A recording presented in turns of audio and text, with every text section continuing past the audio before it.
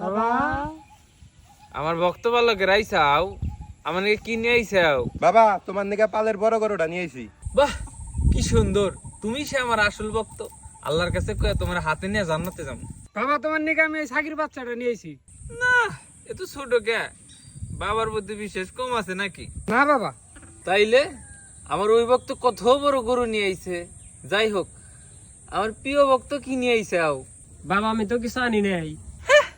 কিছুই আনা নাই। আরে কিন্তু কিছুই দিবি না। হাই, তুই বাবার বিজনেসের বিষয়ে কি বুঝোস?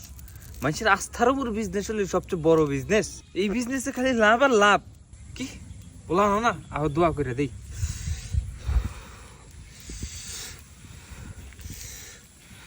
যাও এখন পোলা নেবো, রাইতে একবার দেখা করো। ডেলি নামাজ পড়ানো, নামাজ পড়বো একদিন। হ্যালো বেবি, আমার বক্তবিন্দু আর সময় হয়েছে, পরে কথা হই। হেই মৌলবীরা মারফতের বিষয় কি বোঝে? বাবার আসল বক্তা ছিল হাবিবউদ্দিন কবির। ও সব সময় বাবার চরণে পড়ে থাকতো, বাবার চরণ দেয়া পানি খাইতো। এত রাত করে তোরা নাকি করস? আমার ভক্ত শালার গন্ড পীরের নামে বন্ডামি শুরু করছাও।